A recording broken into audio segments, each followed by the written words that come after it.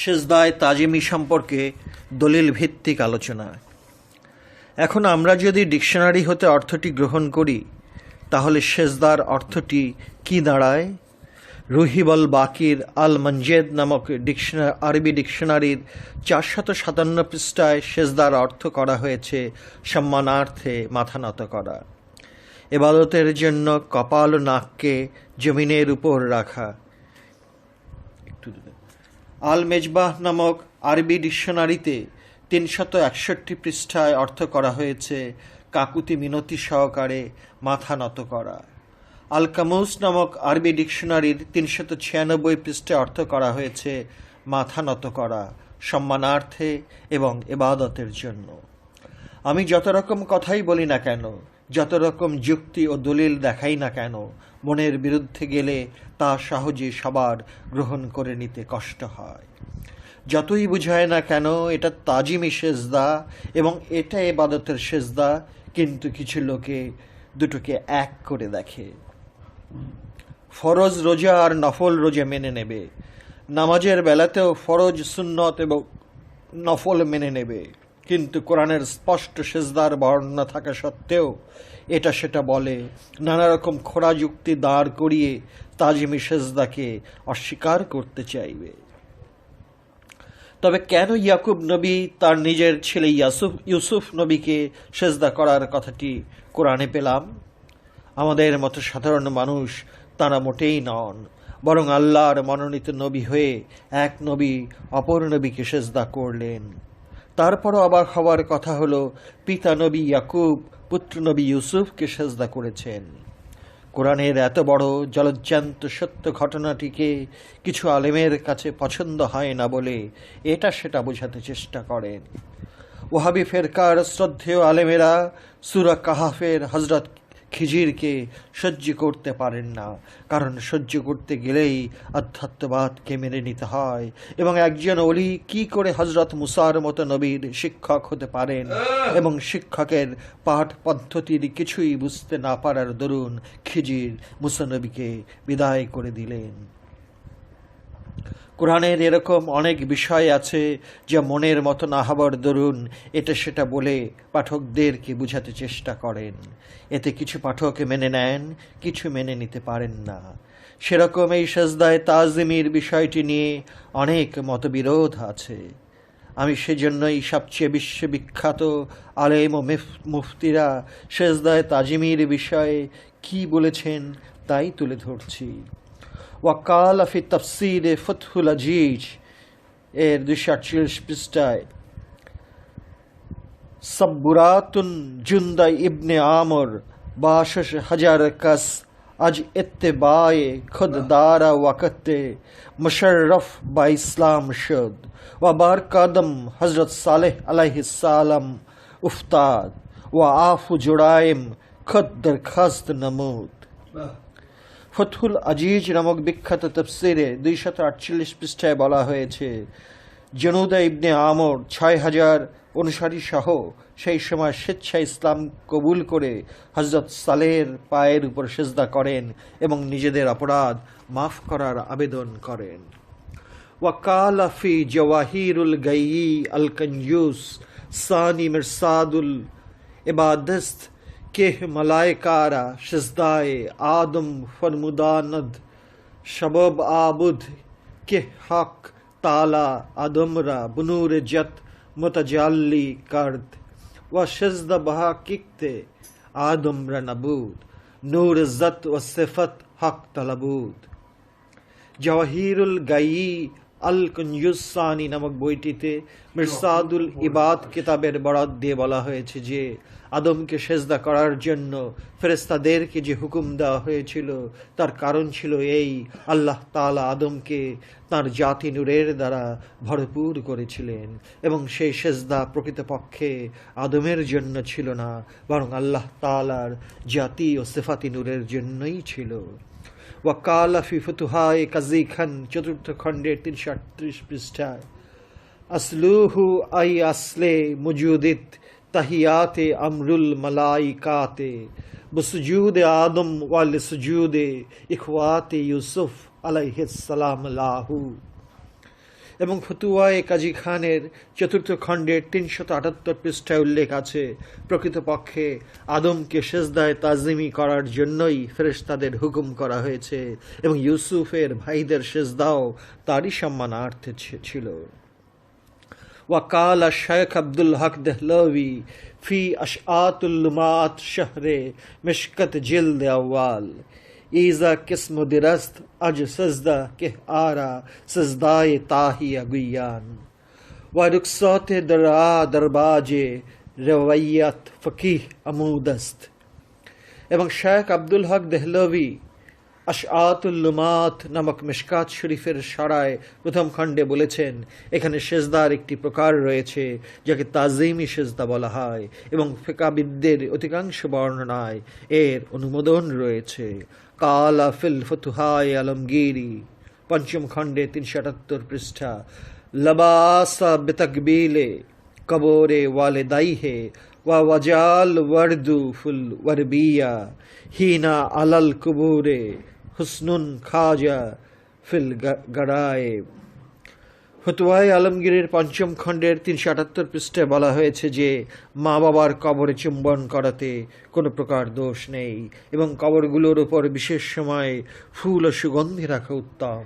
অনুরূপভাবে আলোচনাটি গারায়েব নামক কিতাবেও আছে। ওয়াকালা ফিত তালবিহ পৃষ্ঠা ১৭৮, লে আন্নাল আকবারা বে সুজুদিল মালাইকাতে ওয়া ইকবালুন্নুসুখু হাকাজা ফি নূরুল আনোয়ার ওয়াল হুসামি ওয়া তাফসিরুল আহমদি। তালবিহ নামক কিতাবের ১৭৮ পৃষ্ঠায় বলা হয়েছে যে নিশ্চয়ই ফেরেশতাদের সেজদা সম্পর্কিত সংবাদগুলোকে রহিত বা মনসুখ করা গ্রহণযোগ্য নয়। অনুরূপভাবে একই বিষয়ের আলোচনা নুরুল আনোয়ার, হুসামি এবং তফসির আহমদিতেও রয়েছে। ওয়াকালা ফিশ-শামি জিলদে আউয়াল পৃষ্ঠা ৪৪৪, ইস্তিকবালুল কিবলাতে ওয়া হুয়া শারতুন জায়দুন লিল ইবতিলায়ে কুলতু হাজা কামা আফতালাল্লাহুল মালাইকাতু বিসসুজুদে লিআদামা। শামী নামক ফতুয়ার কিতাবের প্রথম খণ্ডের ৪৪৪ নম্বর পৃষ্ঠায় বর্ণিত হয়েছে যে কেবলাকে নামাজের মধ্যে সামনে করা এবং সেটা নামাজিকে পরীক্ষা করার জন্য বর্ধিত শর্ত করা হয়েছে। আমি বলবো, লেখক বলেন, এটা আল্লাহ তাআলা কর্তৃক আদমকে সেজদার জন্য ফেরেশতাদের হুকুম করার মতো পরীক্ষা। ওয়াফি জওয়াহিরুল বিহার জিলদে আউয়াল ১৫২ পৃষ্ঠা, কালাল ফখরুদ্দিন রাজি ফি তাফসিরিহি আন্নাল মালাইকাতা আমারু বিসুজুদে লিআদাম আলাইহিস সালাম লিআজলে আন্না নূর মুহাম্মদ কানা ফি জিবহাতিহি। এবং জওয়াহিরুল বিহার নামক কিতাবের প্রথম খণ্ডের ১৫২ নম্বর পৃষ্ঠায় রয়েছে, ফখরুদ্দিন রাজি তাঁর লিখিত তাফসিরে বলেছেন, নিশ্চয়ই আদমকে সেজদা করার জন্য ফেরেশতাদেরকে যে হুকুম করা হয়েছিল তা মূলত নূরে মুহাম্মদ তাঁর কপালে ছিল বিধায়। ওয়াকালা ফি ফুতুহায়ে কাজী খানা ওয়া আসমাইজা সাজাদা সুলতানু ইনকানা কসদুহুত তাজিম ওয়াত্তাহিয়াতে দুনাল ইবাদাতে লা ইয়াকুনু যালিকা কুফরান। কাজী খান নামক ফতুয়ার কিতাবে বলা হয়েছে, এবং যখন বাদশাকে ইবাদতের নিয়ম ছাড়া সম্মান ও মর্যাদার উদ্দেশ্যে সেজদা করা হয় তখন ওই সেজদা কুফরি নয়। কালা ফিল ফতুয়া তাইসির আস-সিজদাতু ইসনানে সিজদাতুল ইবাদাতে লিল্লাহি তাআলা খাসাতুন ওয়া সিজদাতুল তাহিয়াতে বিদুনিল্লাহি তাআলা খাসাতুন ওয়া সিজদাতুত তাহিয়াতে বিদুনিল্লাহি তাআলা ফি খামসাতে মাহালুন জাইজুন আল কাওমু লিন নবী ওয়াল মুরিদু লি শাইখে ওয়া রায়ায়াতু লিল মালেকে ওয়াল ওয়ালাদু লিল ওয়ালিদাইনি ওয়াল আবদু লিল মাওলা। ফতুয়ায়ে তাইসির নামক কিতাবে বলা হয়েছে যে সেজদা দুই প্রকার, ইবাদতের সেজদা এবং সম্মানের সেজদা।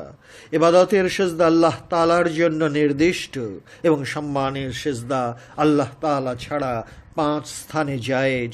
উম্মতগণ তাদের নবীকে এবং মুরিদগণ তাদের মুর্শিদকে এবং প্রজাগণ তাদের বাদশাকে এবং ছেলেমেয়ে তার বাবা মাকে এবং গোলাম মুনিবকে।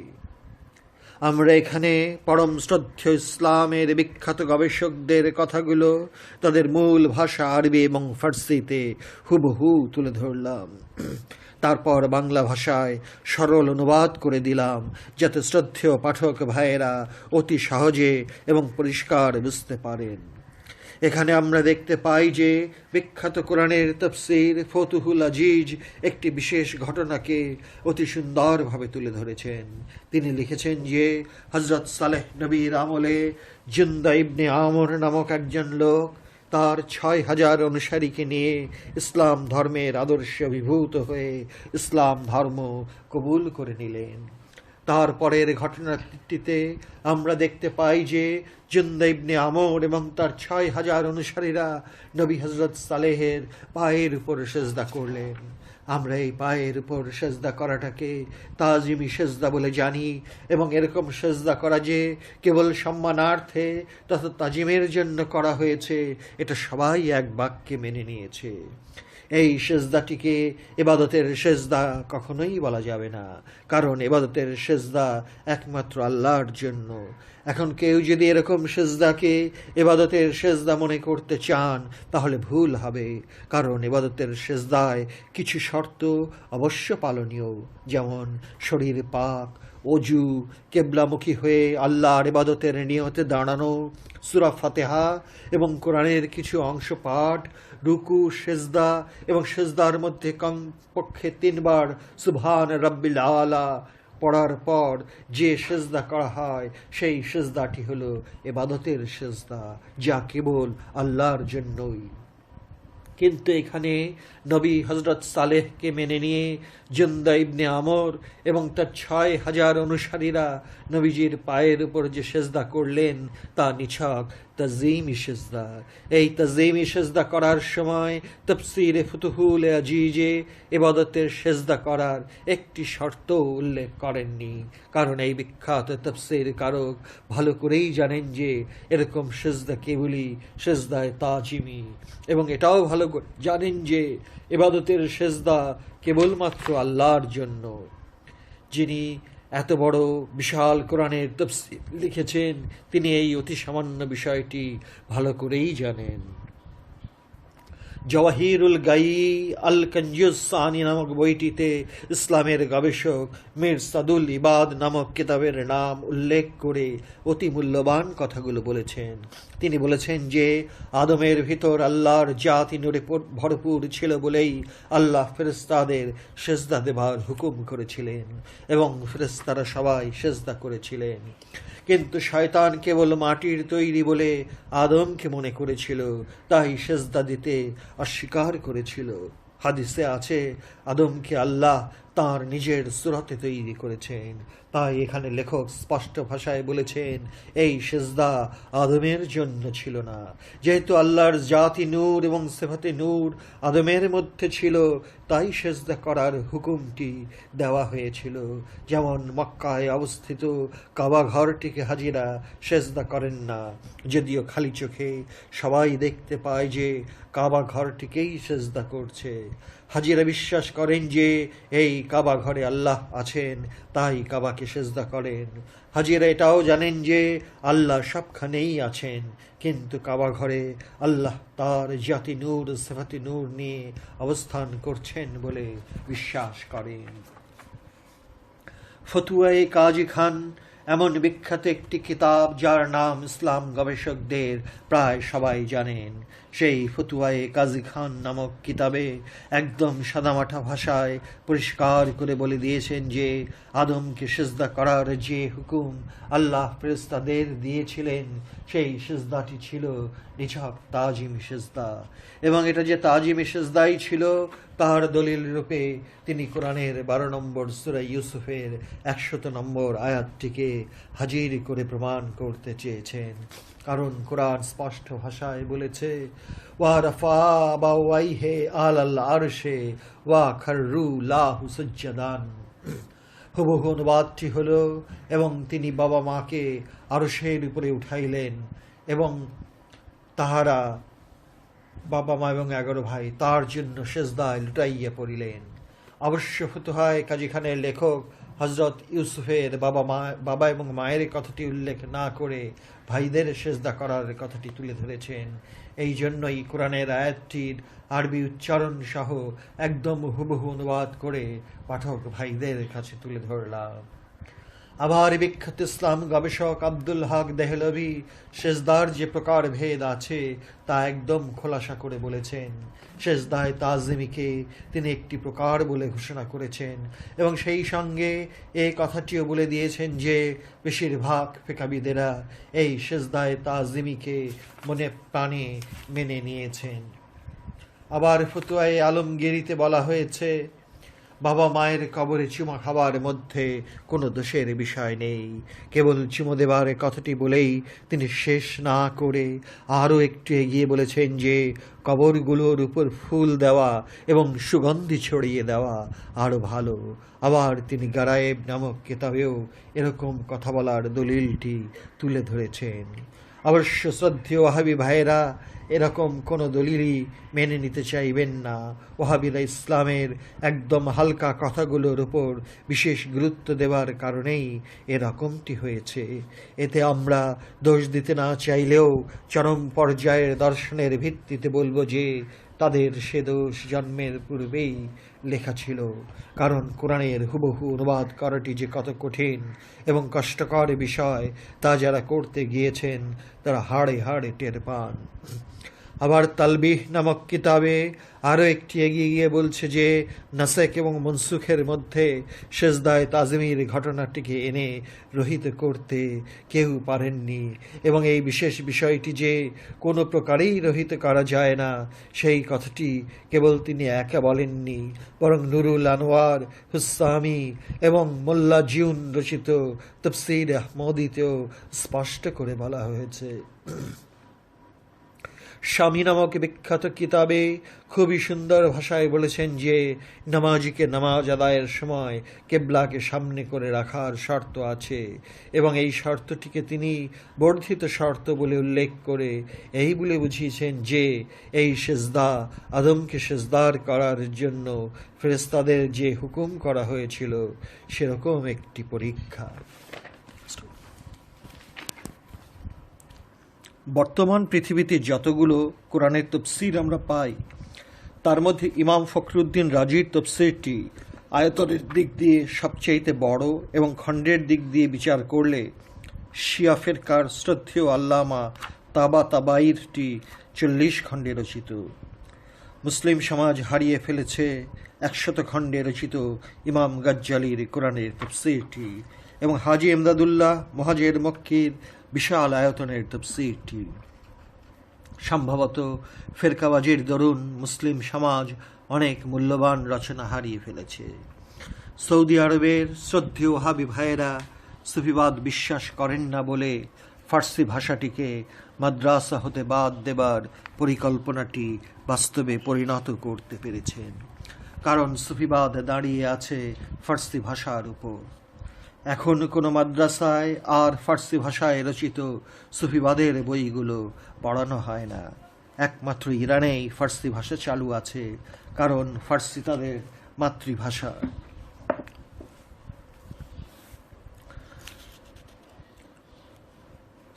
কিন্তু ইরানের শ্রদ্ধেয় মুসলমানেরা শিয়া ফিরকার এবং শিয়া ফিরকাও সুফিবাদে বিশ্বাস করেন না। শ্রদ্ধেয় ইমাম খোমেনি ইসলামের দাওয়াত দিতে গিয়ে রাশিয়ার প্রাক্তন প্রেসিডেন্ট গর্বাচেভকে খোলা চিঠি লিখেছিলেন। তাতে তিনি পরিষ্কার এবং স্পষ্ট ভাষায় সুফিবাদের অন্যতম শ্রেষ্ঠ মনীষী হজরত মহিউদ্দিন ইবনুল আরাবির দর্শনকে ইসলামের দর্শন নয় বলে অস্বীকার করেছেন। আবার শ্রদ্ধেয় ওয়াহাবি ভাইয়েরা যে 5 জনকে সর্বশ্রেষ্ঠ কাফের টাইটেলটি দিয়েছেন তার মাঝে হজরত মহিউদ্দিন ইবনুল আরাবিকে 2 নম্বরে ফেলেছেন। অবশ্য পাঠক ভাইদের কৌতূহলের মাঝে প্রশ্নটি থেকে থাকে যে তাহলে ওয়াহাবিদের চোখে প্রথম এবং সর্বশ্রেষ্ঠ কাফেরটি কে? যদিও বলতে লজ্জা লাগে, তবুও বলতে হচ্ছে তিনি হলেন আমাদের পিরানে পীর গাউসুল আজম আব্দুল কাদের জিলানী। অবশ্য শিয়া ভাইয়েরাও গাউসুল আজমকে মেনে নেওয়া তো দূরে থাক, বরং যা তা মন্তব্য করেন। বিখ্যাত ইসলামিক ঐতিহাসিক সৈয়দ আমির আলী সাহেব একজন গোঁড়া এবং কট্টর শিয়া ছিলেন। তাই তিনি তার রচিত দ্য স্পিরিট অব ইসলাম নামক বিখ্যাত বইটিতে সুফিবাদের উপর যা তা মন্তব্য করে গেছেন। কারণ এরা সবাই কম বেশি সৈনিক ধর্মে নিয়মের অধীন বিশ্বাসী। সত্য সুন্দর সুফিবাদ আজ মুসলিম সমাজে বিরাজ করলেও সুফিবাদের উপর মহামূল্যবান বইগুলোর অনুবাদ পাওয়া যায় না। এতগুলো কথা বলার প্রধান কারণটি হলো একমাত্র আহলে সুন্নাতুল জামাত ছাড়া নূরে মোহাম্মদকে কেউ বিশ্বাস করেন না। তাই ইমাম ফখরুদ্দিন রাজি স্পষ্ট ভাষায় বলেছেন যে ফেরেশতারা আদমকে যে সেজদা করেছিল সেটার মূল কারণ হলো আদমের পেশানিতে নূরে মোহাম্মদ মওজুদ ছিল। নূরে মোহাম্মদ আদমের শরীর বানানোর অনেক আগেই বিরাজ করছে এবং কিয়ামত পর্যন্ত বিরাজ করবে। কারণ নূরে মোহাম্মদ আল্লাহর জাতি নূর এবং জাতি নূর আদমের পেশানিতে আছে বলেই ফেরেশতারা সেজদা করেছে। তাই এই বিষয়ে হযরত হাজী ইমদাদুল্লাহ মুহাজির মক্কি তাঁর রচিত বিখ্যাত বই জিয়াউল কুলুবের 29 পৃষ্ঠায় পরিষ্কার বলে গেছেন, तू अरेफ हर हालत और हर वक्त में खुदा के वजूद का तसब्बुर करता है और कोई चीज़ उसको खुदा को देखने से और खुदा का देखने और दूसरी चीज़ों में देखने से नहीं रुकता है। अमा राइतु शय्यन इल्ला व राइतुल्लाहु फीहे, और कूद की वजह से अपनी बंदा समझता है और जहर में बंदा और बतन में खोदा हो जाता है। इस मकाम में बर्ज़ुकुल बर्ज़ुक कहते हैं और इसमें वजूब व इम्कान मुसावी है। किसी को किसी पर गलबा नहीं, इस मर्तबा पर पुष्कर अरिफ आलम पर मुतसर्रिफ हो जाता है। तखन আরেফ প্রত্যেক অবস্থায় এবং প্রত্যেক সময় আল্লাহর অস্তিত্বে ধ্যানমগ্ন থাকেন এবং কোনো বস্তুই আল্লাহর দেখা থেকে এবং আল্লাহর দেখাও কোনো বস্তু থেকে তাকে বিরত রাখতে পারে না। এবং আমি কিছুই দেখি না এবং যা কিছু দেখি তাতে আল্লাহ দেখি, এবং যেহেতু সৃষ্টিতে আছেন সেই হেতু নিজেকে বান্দা মনে করেন এবং প্রকাশ্যে বান্দা এবং বাতেনে খোদা হয়ে যান। এই অবস্থানকে বরজাকুল বরজাক বা নিরিখের নিরিখ বলা হয় এবং এই অবস্থায় সৃষ্টি ও স্রষ্টা সমান পর্যায়ে পৌঁছে যায়, কারোর উপর কারো প্রাধান্য থাকে না। এই অবস্থায় পৌঁছানোর পর আরেফ সমুদয় সৃষ্টির উপর খুশি হয়ে যান। হযরত মাওলানা বাবা জান শরীফ শাহ সুরেশ্বরী তাঁর উর্দু ভাষায় রচিত সিররে হক জামে নূর বইটিতে অতি স্পষ্ট এবং খোলাসা করে লিখেছেন, কুরবত তথা নৈকট্য লাভ করার সময় সাধকের অস্থিরতা সৃষ্টি হয় এবং ধাপে ধাপে স্থিরতার মোকামে আসে। একেই খাউফ তথা ভয় বলা হয়েছে। মোকামে ইমানের উপর মোকামে নফসের অবস্থিত। এখানেই সাধক পূর্ণ তৃপ্তি এবং তুষ্টি লাভ করেন, আর পূর্ণ তৃপ্তি পাওয়ার পর কোনো ভয় ভীতি ও আযাবের সম্ভাবনা থাকে না। যদিও স্থিরতা এবং আযাবের ভয় থাকে তাহলে তসলিম তথা সন্তুষ্টি বাতিল হয়ে যায় এবং তখন মোকামে নফসিতে অবস্থান করার মধ্যে সন্দেহ থাকে তথা নফসি মোকামে অবস্থান করতে পারেন না। এরপর সাধক মোকামে নফসিতে অবস্থান করতে পারলে সকল আরজু বা কামনা পূর্ণ হয় এবং আল্লাহর সাথে একাত্ম হয়ে যায়। অর্থাৎ এই মোকামে বান্দার শান হচ্ছে আল্লাহর জাত এবং আল্লাহর শান হচ্ছে বান্দার জাত। এরই নাম ইত্তেহাদ তথা একীভূত হওয়া তথা পরিপূর্ণ মিলন। এই মোকামে আনা তথা আমির মোকামে আশেক এবং মাসুকের শানের মধ্যে কোনো পার্থক্য থাকে না। এটা কলবের চরম উন্নত অবস্থা। একেই কলবে সানুবরি বলা হয়। এরকম কলবের মোকাম হতে আনা তথা আমির ঘোষণাটি উচ্চারিত হয়। এই মোকামে অবস্থানকারী যেদিকেই চায় কেবল আল্লাহর নূর আর নূরই দর্শন করে। এই মোকামে অবস্থান করতে হলে সাধককে হেরা গুহায় সাধনার মতো প্রচুর সাধনা করতে হয়।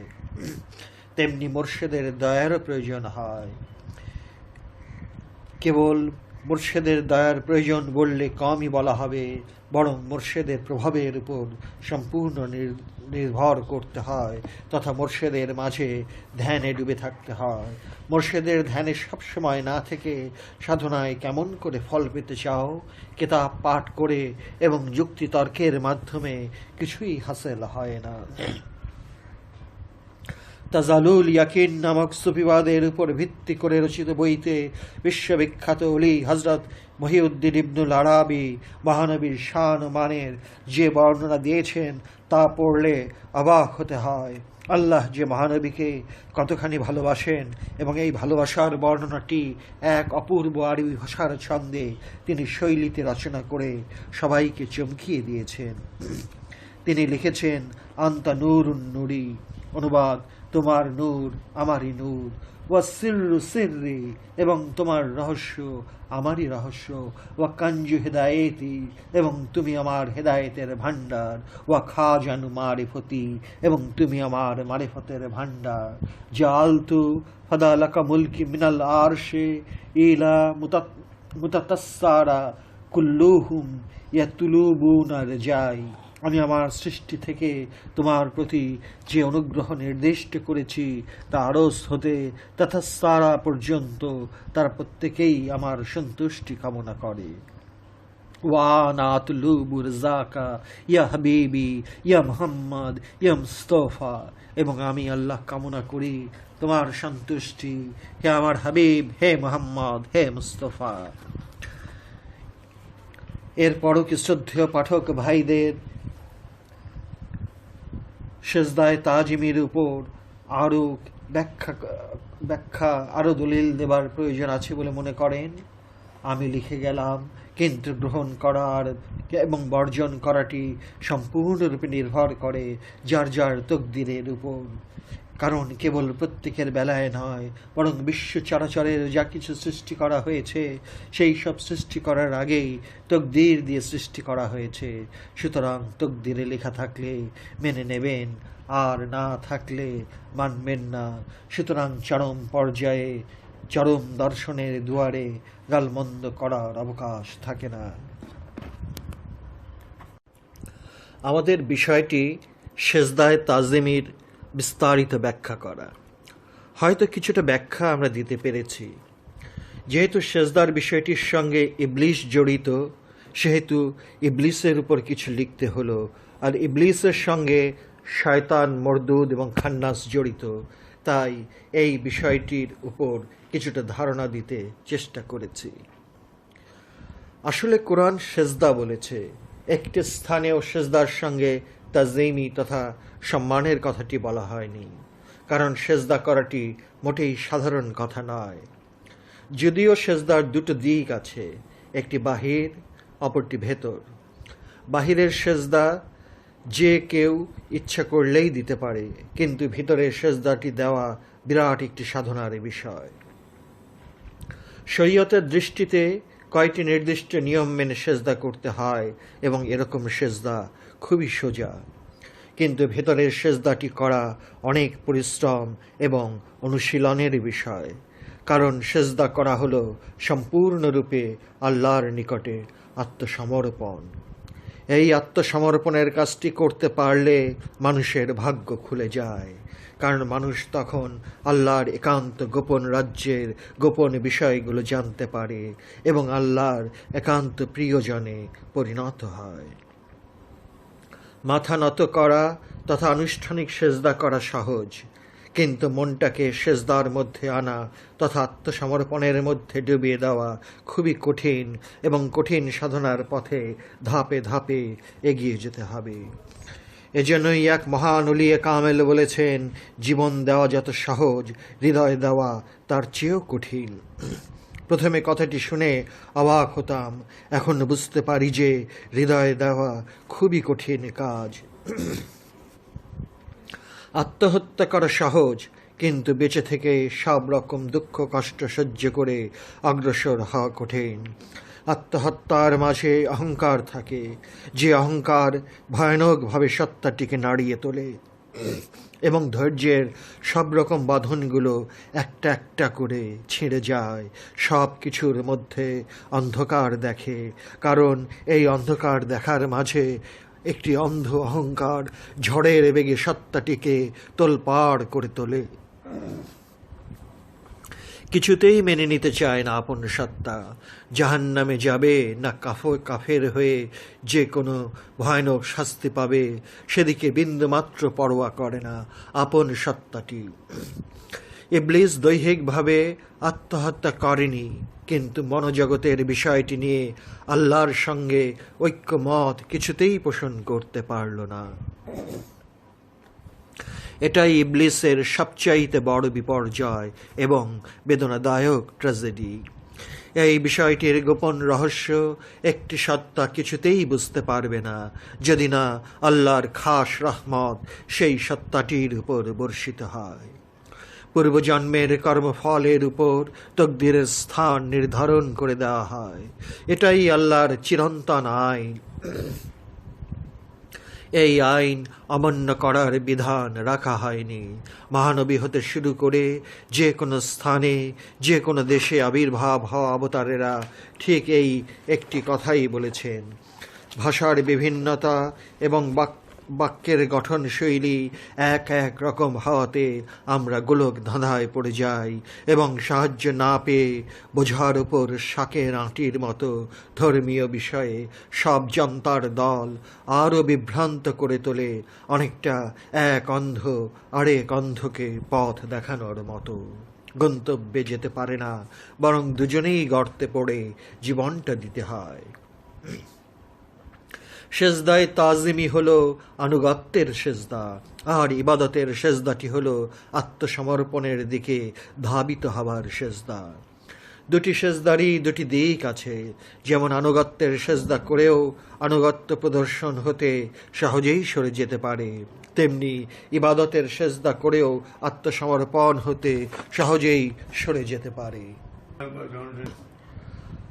আনুষ্ঠানিকতা হতে সরে যাওয়া যত সহজ, হাকিকত হতে সরে যাওয়া ততই কঠিন, কারণ সরে যাওয়ার প্রশ্নটিই আসে না।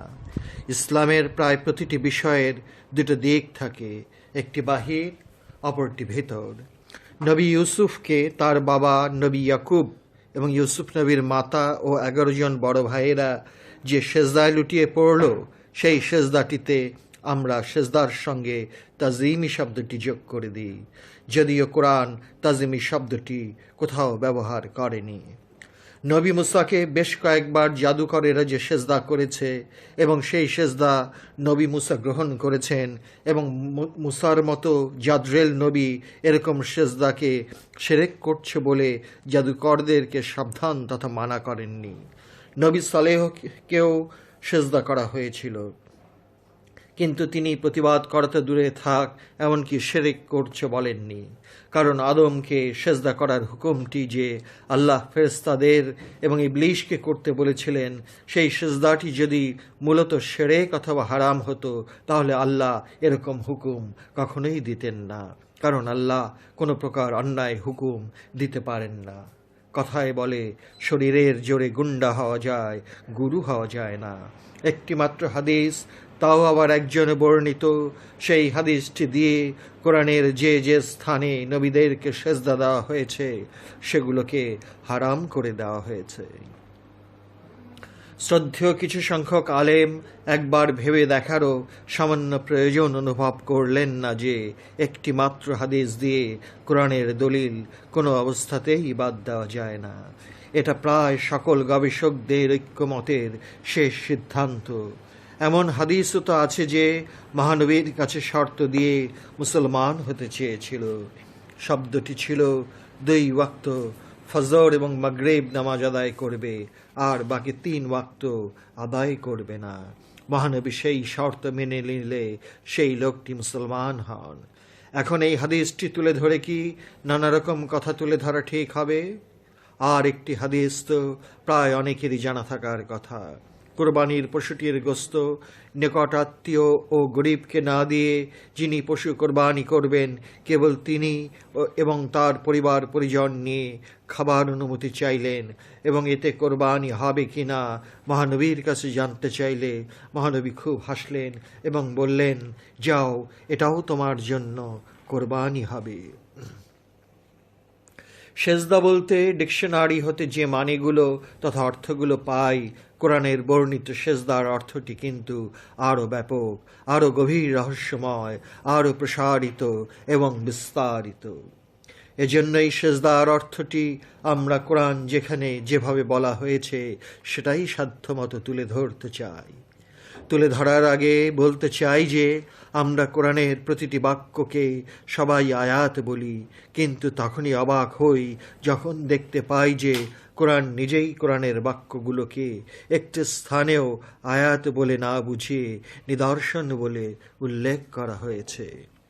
অবশ্য এ কথাটিও সত্য যে কোরআনের বাক্যকে কোরআন আয়াত না বললেও আমরা পবিত্রতার প্রশ্নে অবশ্যই আয়াত বলবো। কয়েকটি ডিকশনারি হতে সেজদার যে অর্থ তুলে ধরা হয়েছে সেই একই অর্থটি কোরআনের সূরা আর রহমানের 6 নম্বর আয়াতটিতে পাই না। কারণ আকাশের তারকার মাথা, হাত, পা নেই যে অভিধানের অর্থ অনুসারে সেজদা করতে হবে। তারকাকে আমরা একটি নক্ষত্র বলি, আর সেই নক্ষত্র সেজদা করছে তথা সেজদার মধ্যে আছে তথা সেজদায় বাস করছে। তারপর গাছপালাকে উল্লেখ করে কোরআন বলছে যে গাছপালাও সেজদা করছে তথা সেজদার মধ্যে বাস করছে। তাহলে আমরা মোটামুটি একটা ধারণা করতে পারি যে আকাশের তারকা এবং গাছপালা সেজদায় বাস করছে বলার মাঝে বোঝানো হয়েছে যে এদের কখনোই নিজের ইচ্ছামতো চলার শক্তি দেওয়া হয়নি, যে এরা এদের ইচ্ছাশক্তি প্রয়োগ করে সেজদার আদেশ লঙ্ঘন করবে। আল্লাহর বিধান লঙ্ঘন করার শক্তি এদেরকে দেওয়া হয়নি। তাহলে পরিষ্কার বোঝা যায় যে আল্লাহর বিধানে যে বা যারা সবসময় বাস করছে বা করছেন তারা সেজদায় বাস করছেন, এবং তাদেরকে বারবার সেজদা করার কথাটি বলা যাবে না। যিনি সেজদার মধ্যে বাস করছেন তাকে সেজদা করার আদেশ দেওয়াটাও তো বোকামি। প্রিয়জন দূরে থাকলে ডাকার প্রশ্নটি ওঠে, কিন্তু অতি কাছে এলে আর ডাকার প্রয়োজনটি থাকে না। কোরআন হতে নমুনা তুলে ধরলাম। সূরা আর রহমানের 6 নম্বর আয়াতে বলা হয়েছে, ওয়ান নাজমু ওয়াশ-শাজরু ইয়াসজুদান, এবং নক্ষত্ররাজি এবং গাছপালা সেজদায় অবনত আছে। এদেরকে নিজস্ব কোনো স্বাধীন ইচ্ছা শক্তির তকদির দিয়ে সৃষ্টি করা হয়নি। আমাদের জানা মতে পৃথিবী নামক গ্রহের কেবল 2টি জীব, মানুষ এবং জিনকেই সীমিত স্বাধীন ইচ্ছা শক্তি দান করা হয়েছে। আকাশের তারকা আমাদের গ্রহে থাকার তো প্রশ্নই ওঠে না, কিন্তু গাছপালা আমাদের পৃথিবীর গ্রহে বাস করছে। তারকার জগৎ আর পৃথিবী নামক গ্রহের জগৎ সম্পূর্ণ আলাদা, অথচ কোরআন তারকা এবং পৃথিবী গ্রহে বাস করা গাছপালা দুটোকে একত্র সেজদায় বাস করছে বলে ঘোষণা দিল। কোটি কোটি মাইল দূরের আকাশে ভাসমান তারকা আর আমার অতি কাছে আমার সত্তায় মিশে থাকা গাছ দুটোই সেজদা করছে বলা হয়েছে, তথা বলা হলো সেজদায় বাস করছে। সুতরাং এ দিয়েই আমরা পরিষ্কার বুঝতে পারছি যে অভিধানের বর্ণিত সেজদার সঙ্গে সর্বক্ষেত্রে কোরআনের সেজদার অর্থটির মিল পাওয়া যায় না। সুতরাং কোরআনকে কোরআন দিয়েই বুঝতে হবে, অন্যথায় পদে পদে ভুল হতে পারে এবং সমাজের মাঝে বিভ্রান্তির ফেরকাবাজি ছড়িয়ে পড়তে পারে। কোরআনের প্রায় অতি মূল্যবান শব্দগুলো কোরআনের ভাষায় কী অর্থ বোঝাতে চেয়েছে তার বিস্তারিত ব্যাখ্যাসহ কোরআনের তাফসীর যিনি বাংলা ভাষায় করেছেন তিনি সদরউদ্দিন আহমদ চিশতি।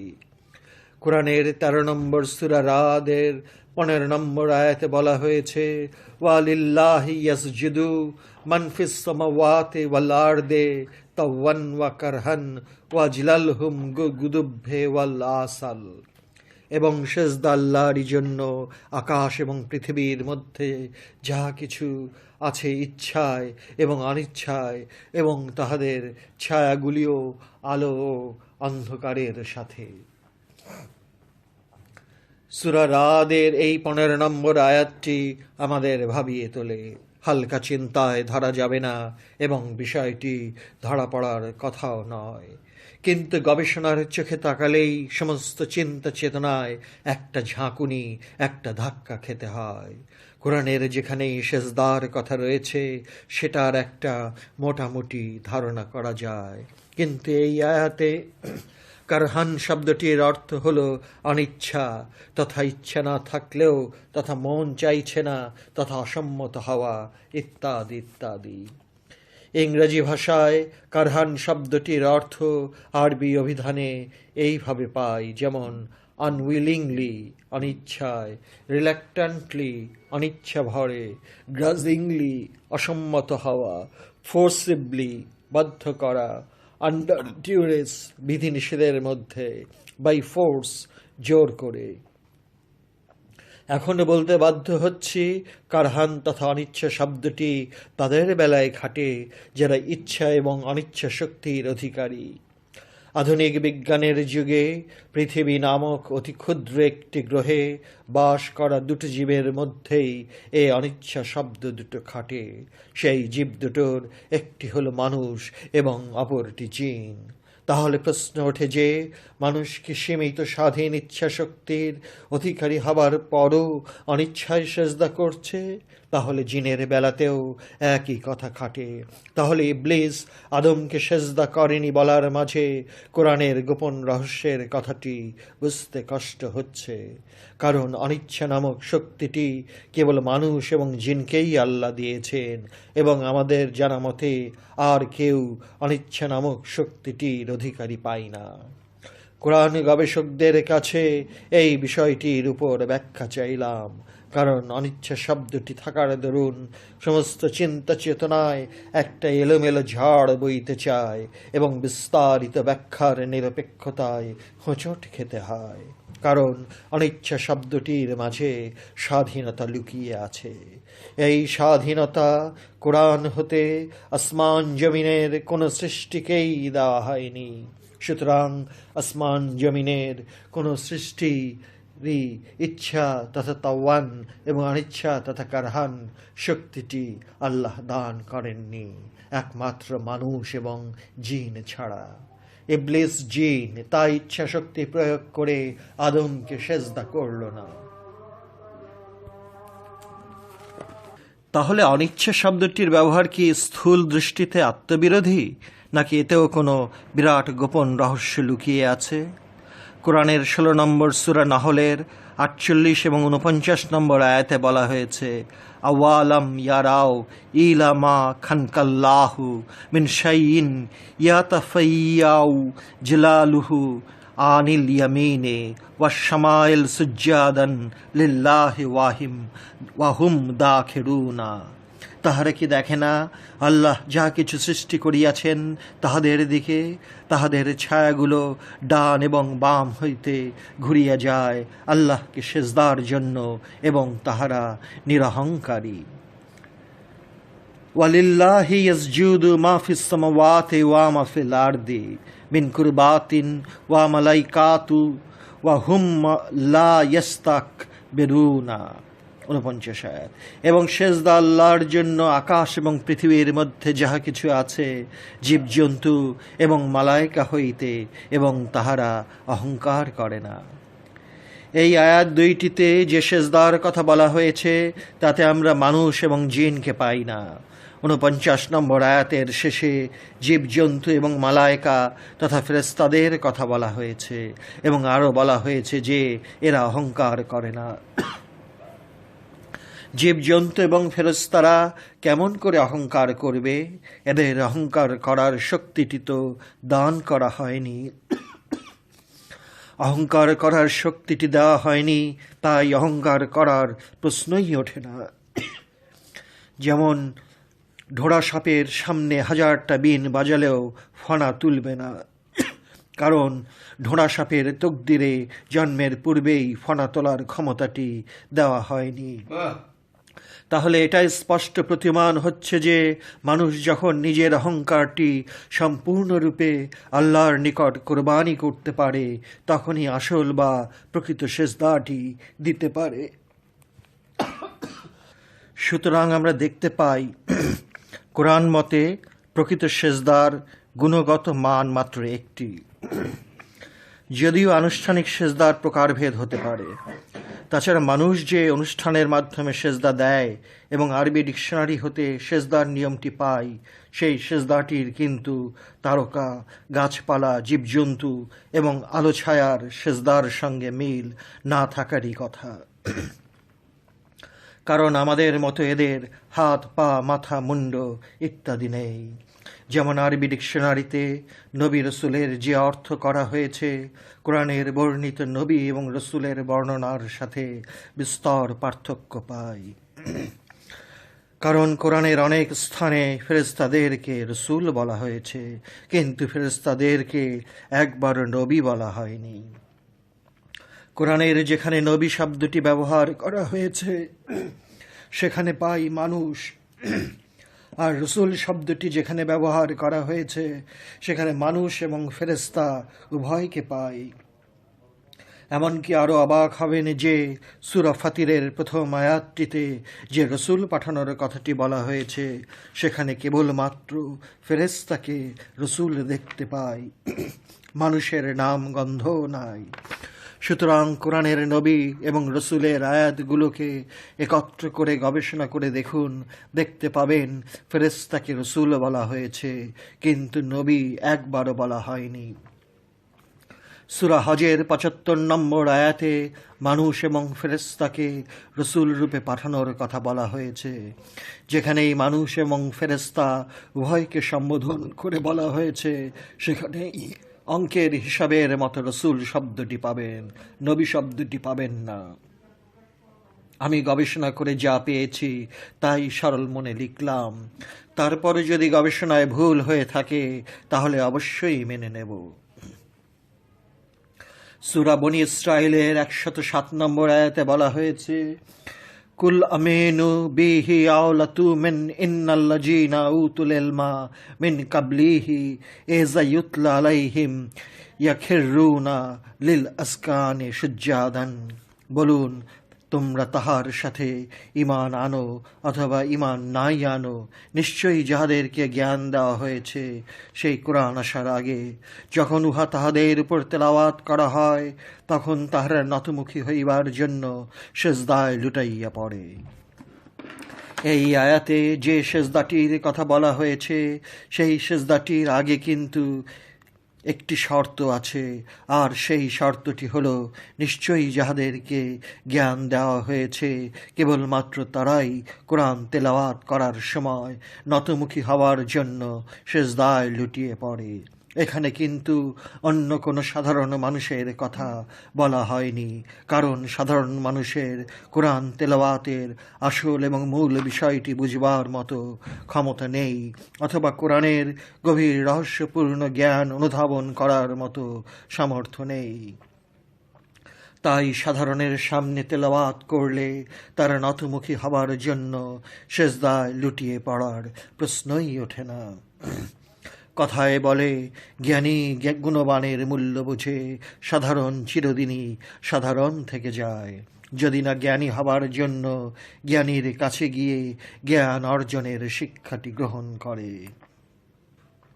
তাই সাধারণকে লক্ষ্য করে বলা হয়েছে যে তোমরা কোরআনের সাথে ঈমান আনো অথবা ঈমান নাই আনো, সেটা বড় কথা নয়।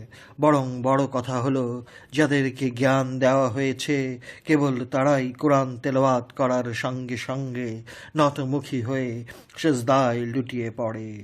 এই বিষয়ে একটি কথা বলতে হচ্ছে যে যখন খলিফা হজরত উসমান গনি কোরআনকে একত্রিত করেছেন তখন মাওলা আলী বলেছিলেন যে তিনি জীবন্ত কোরআন তথা নূরি কোরআন।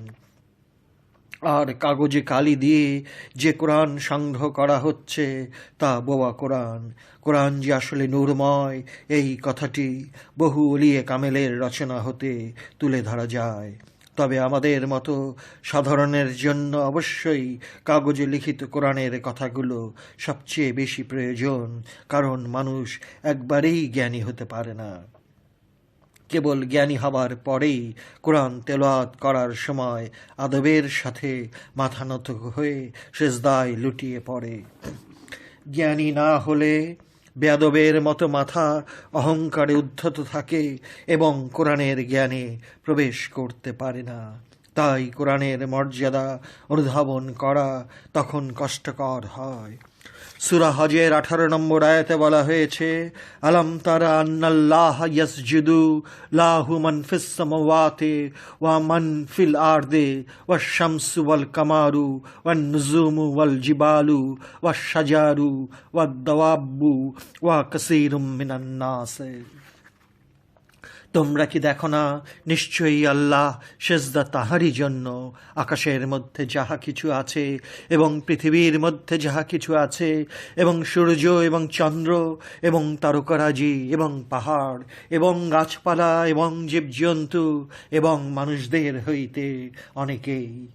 এই আয়াতটিতে ভালো করে লক্ষ্য করুন, দেখতে পাবেন যে সেজদার বিষয়টিতে আকাশের মধ্যে যাহা কিছু আছে এবং পৃথিবীর মধ্যে যাহা কিছু আছে এবং সূর্য চন্দ্র তারকারাজি এবং পাহাড় এবং গাছপালা সবাই সেজদা করছে।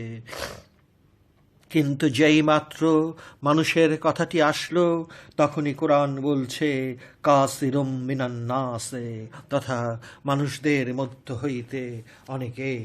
সব মানুষের কথাটি বলা হলো না, কারণ সবাই সেজদা দেয় না। মানুষকে ইচ্ছা শক্তির সীমিত স্বাধীনতা দেওয়া হয়েছে বলেই কোরআন মানুষের বেলায় সবাইকে না বলে বলা হলো অনেকেই। সূরা ফুরকানের 60 নম্বর আয়াতে বলা হয়েছে, ওয়াইজা কিলা লাহুমুসজুদু লিররহমানে কালু ওয়ামার রহমানু আনাসজুদু লিমা তামুরুনা ওয়াজাদাহুমা নুফুরান। এবং যখন তাহাদের জন্য বলা হয় রহমানের জন্য সেজদা করো, তাহারা বলে রহমান আবার কি, কেন আমরা সেজদা করিব, তুমি যাহা হুকুম করো, এবং তাহাদের বিমুখতাই বাড়িয়ে দেয়। এই আয়াতে রসুল যখন অবিশ্বাসীদেরকে সেজদা করার কথাটি বলছেন তখন তারা সরাসরি অস্বীকার করে এবং উল্টা প্রশ্ন করে যে রহমান আবার কে। রসুলকে এটাও বলে দেয় যে কেন আমরা তোমার আদেশ মান্য করে সেজদা করব। এই কথার মাধ্যমে অবিশ্বাসীরা সেজদা করার বিষয়টি সম্পূর্ণরূপে অস্বীকার করল এবং এই অধিকারটি আস্তে আস্তে আরও গভীর হতে থাকে এবং সেজদার বিষয়টি হতে অনেক দূরে সরে পড়ে। অথচ একই সূরার 64 নম্বর আয়াতে পাই সম্পূর্ণ ভিন্ন চিত্র, যদিও আয়াত সহ ইচ্ছা করেই তুলে ধরিনি, কারণ আল্লাহর খাস বান্দারা সেজদায় এবং দাঁড়ানো অবস্থায় রাত কাটায়। আমি এজন্যই তুলে ধরছি যে মানুষকে সীমিত স্বাধীন ইচ্ছা শক্তি দেওয়া হয়েছে বলেই রসুলের আদেশ অমান্য করল এবং রহমানকে বলে প্রশ্নটি করাতে লজ্জাবোধ করল না। মানুষ এবং জিনকে এই স্বাধীনতা দেবার পরই জিন আজাজিল হুকুম অমান্য করে ইবলিশে পরিণত হলো, আর মানুষ ইবলিশের মতো সেজদার বিষয়টিকে অস্বীকার করছে যদিও রসুল আদেশ করেছেন। এই ইচ্ছা ও অনিচ্ছার অধিকারী মানুষ এবং জিন জাতি বলেই কিছু মানুষ আল্লাহর হুকুম পালন করে, অথচ আসমান জমিনের যাহা কিছু আছে সবাই সেজদা করছে, এমনকি এদের ছায়াগুলো সেজদা করছে, কারণ আসমান জমিনের মধ্যে যা কিছু আছে তাদের কাউকেই ইচ্ছা এবং অনিচ্ছা নামক সীমিত স্বাধীন ইচ্ছা শক্তিটি দান করা হয়নি। সূরা নামলে 24 এবং 25 নম্বর আয়াতে বলা হয়েছে, ওয়াজাতুহা ওয়া কাওমাহা ইয়াসজুদুনা লিশ-শামসি মিন দুনিল্লাহি আল্লা ইয়াসজুদু লিল্লাহিল্লাযী ইউখরিজুল খাবআ ফিস সামাওয়াতি ওয়াল আরদি ওয়া ইয়ালামু মা তুখফুনা ওয়া মা তুলিনুনা। এবং আমি তাহাকে পাইলাম এবং তাহার কওমকে পাইলাম, তাহারা সেজদা করে সূর্যের জন্য আল্লাহকে ছাড়া। তাহারা যেন সেজদা না করে আল্লাহর জন্য, যিনি আকাশ এবং পৃথিবীর মধ্যে গোপনীয়তাকে প্রকাশ করেন এবং জানেন তোমরা যাহা গোপন করো এবং তোমরা যাহা প্রকাশ করো। সূরা নামলের 24 এবং 25 নম্বর আয়াতের আংশিক অনুবাদ করে ব্যাখ্যা কিছুটা তুলে ধরছি। ব্যাখ্যা লিখবার আগে বলতে হচ্ছে, পিপিলিকাও কথা বলছে, কোরআন বলছে পিপিলিকার কথা মানুষের কথার মতো নয়, অথচ কথা বলছে। সেজদা মানুষ করছে, আবার আকাশের ভাসমান তারারা যারা সৌরজগতের বাহিরে তারাও সেজদা করছে, আবার পৃথিবীর গাছপালা জীব জন্তু সবাই সেজদা করছে। প্রত্যেকের সেজদা করার নিয়ম নীতি অবশ্যই আলাদা, কিন্তু মূল সেজদার বিষয়টি এক ও অভিন্ন। নবী সুলাইমান হুদহুদকে দেখতে না পেয়ে শাস্তির কথা বলতেই হুদহুদ এসে হাজির। হুদহুদের কথাটি শুনে আমরা অবাক না হয়ে পারছি না, এজন্য যে হুদহুদ কি করে নবী সুলাইমানকে বলতে পারল যে আপনি নবী সুলাইমান যা অবগত নন আমি তা অবগত হয়েছি এবং সাবা হতে সুনিশ্চিত খবর নিয়ে এসেছি। খবরটি অতি অল্প কথায় বলতে গেলে বলতে হয় যে হুদহুদ বলছে যে সে এক নারীকে, একটি জাতিকে শাসন করতে দেখেছে এবং জনসম্পদে ভরপুর, এবং সম্পদ বলতে যা কিছু বুঝায় তার সব কিছুই সেই নারীর শাসিত জাতিকে দেওয়া হয়েছে এবং অভাব অভিযোগ বলতে কিছুই নেই। কিন্তু একটা বিষয়ে অবাক হলাম যে সেই জাতি আল্লাহর পরিবর্তে সূর্যকে সেজদা করছে। তারপর বলা হয়েছে যে এটা শয়তান করেছে। কেমন করে? ধনসম্পদের অধিকারী সেই জাতিকে অনেক রকম মায়াজাল বিস্তার করে শোভন করে তুলতে পেরেছে। বস্তু জগতের মোহে শয়তান সেই জাতিকে মোহান্ধ করতে পেরেছে বলেই আল্লাহর পথ হতে দূরে সরিয়ে দিয়েছে। কারণ আকাশ এবং পৃথিবীর গোপন বিষয়ের মালিক হলেন আল্লাহ, আর সেই আল্লাহর সেজদা তথা আনুগত্য গ্রহণ করলে আল্লাহ সেজদাকারীদেরকে তার সব রকম গোপন বিষয়গুলো জানিয়ে দেবেন। রহস্য জগতে মানুষ প্রবেশ করুক এটা শয়তান চায় না। ধনসম্পদের মালিক হবার পথে শয়তান বাধা দেয় না। বাধা তখনই দেবে যখন মানুষ রহস্য জগৎকে অবগত হতে চাইবে। তারপর নবী সুলাইমান ও রানী বিলকিসের বিষয় নিয়ে রহস্যময় দর্শন লেখা যেত, কিন্তু এই বিষয়টি আর নয়। তবে একটি প্রশ্ন পাঠক ভাইদের কাছে রেখে গেলাম, আর সেটা হলো এই সেজদা কি আনুষ্ঠানিক সেজদা না আত্মসমর্পণের সেজদা? আপন স্বকীয়তায় আমি চিৎকারটির কোরবানি দেওয়ার সেজদা? এই সেজদা আল্লাহর খাস রহমত ছাড়া লাভ ছাড়া সম্ভব নয়। আর আনুষ্ঠানিকতার সেজদা তো মীর জাফরের মতো কত মুনাফিক এখনো দিয়ে চলছে মুমিন মুসলমানদের সঙ্গে এক কাতারে দাঁড়িয়ে।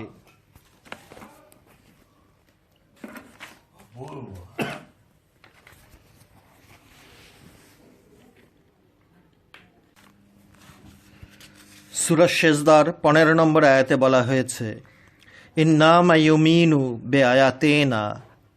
বিআয়াতিনাল্লাযীনা ইযা যুক্কিরু বিহা খাররু সুজ্জাদান ওয়াসাব্বাহু বিহামদি রাব্বিহিম ওয়া হুম লা ইস্তাকবিরুন।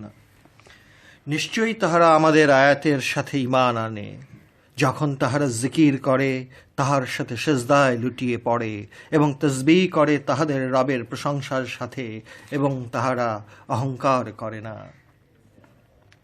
সূরা সেজদার 15 নম্বর আয়াতে বলা হয়েছে আয়াতের সাথে ঈমান আনে। এই আয়াত দিয়ে কি বোঝানো হয়েছে?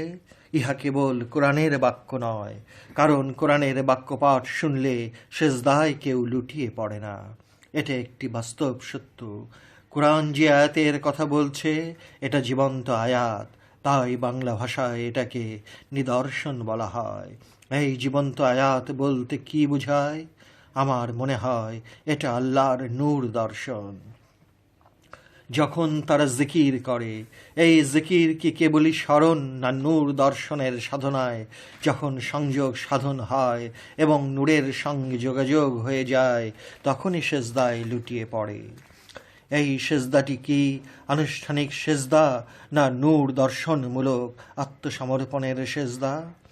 স্থূল দৃষ্টিতে আনুষ্ঠানিক মনে হওয়ারই কথা, কারণ নূর দর্শনের সূক্ষ্মতম দৃষ্টির অধিকারীর সংখ্যা অতি অল্পই হয়ে থাকে। তারপর বলা হয়েছে তসবিহ করে রবের প্রশংসায়।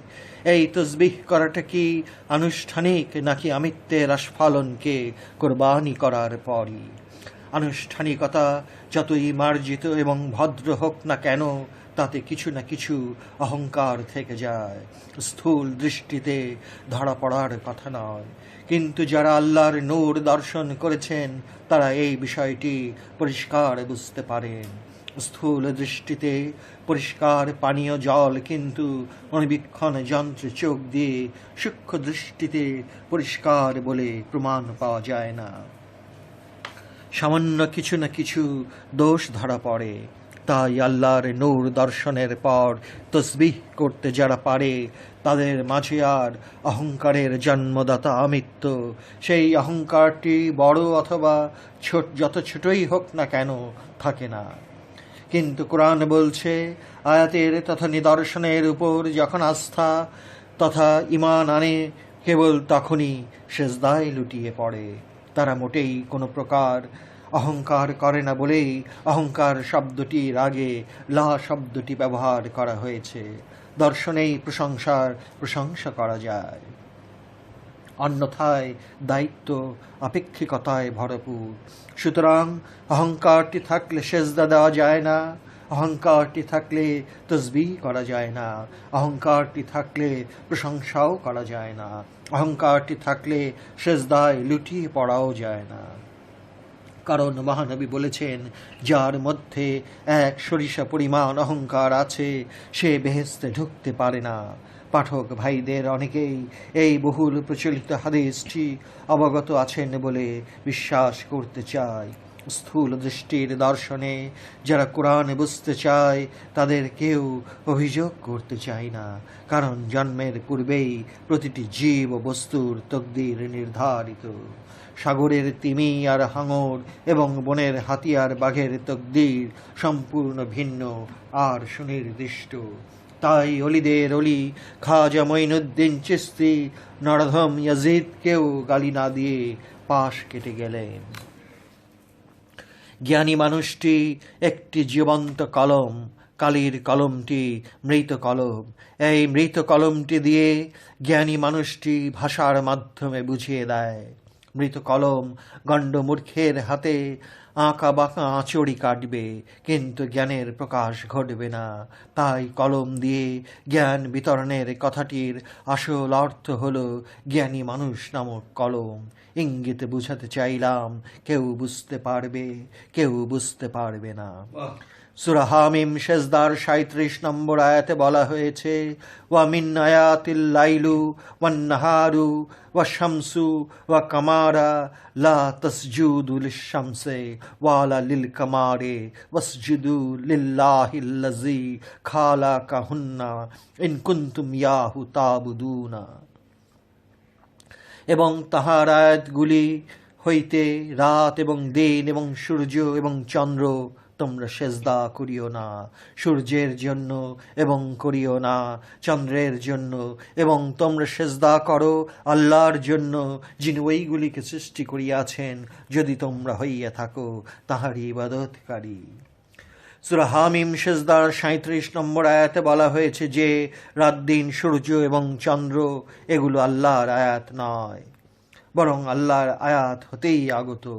খুব ভালো করে লক্ষ্য করলে দেখতে পাই যে রাত দিন সূর্য এবং চন্দ্র যদিও আল্লাহর আয়াত হতে আগত, কিন্তু এদেরকে কোনো প্রাণ দেওয়া হয়নি।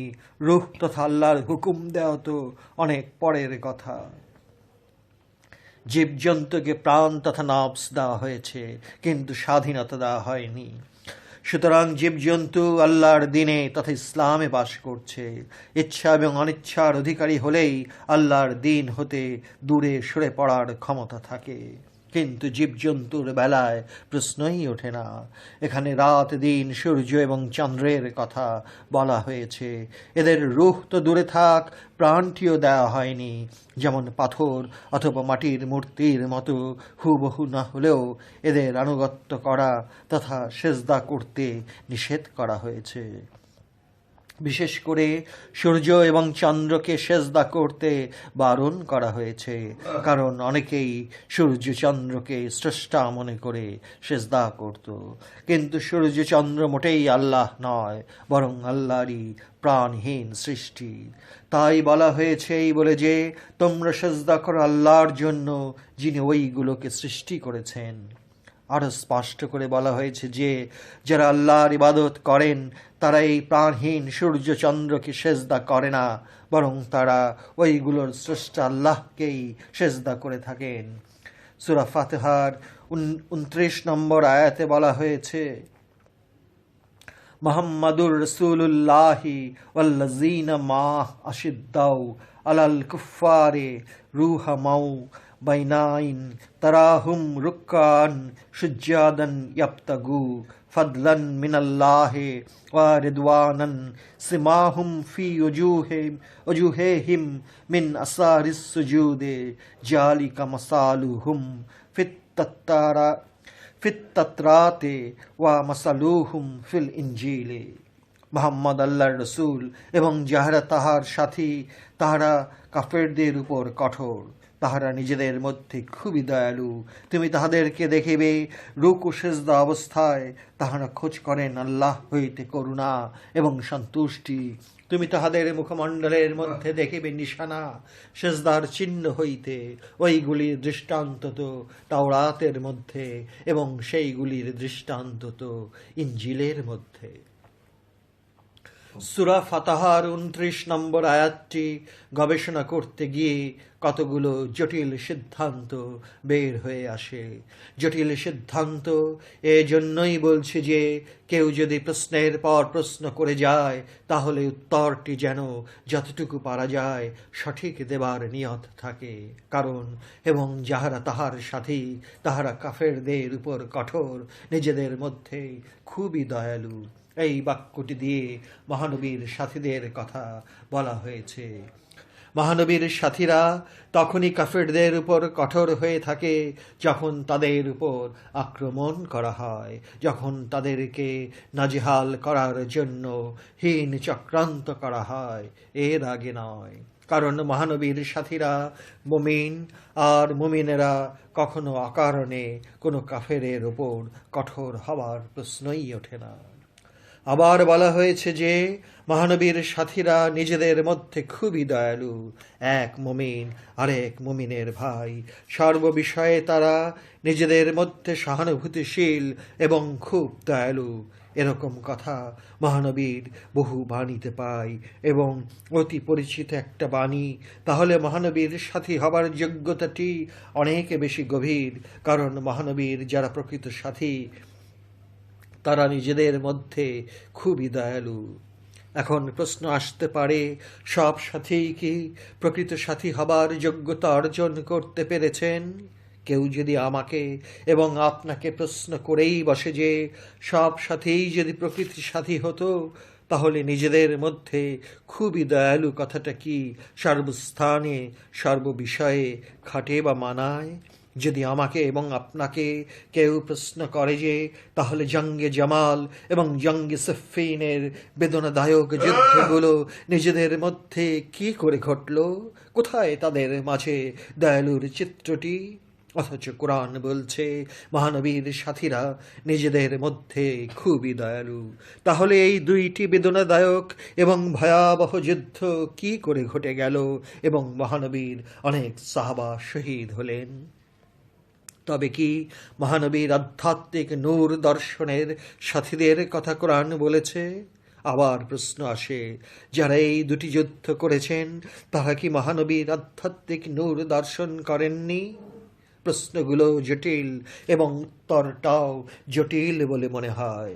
এই কথাগুলোর মাঝে কি এক অতি গোপন রহস্য লুকিয়ে আছে যা আমাদের গবেষণায় এখনো ধরা পড়ছে না? মহানবীর সাথীদেরকে রুকু সেজদার অবস্থায় দেখতে পাবার কথাটি বলা হয়েছে। এই রুকু সেজদাটি কি আনুষ্ঠানিক না আধ্যাত্মিক?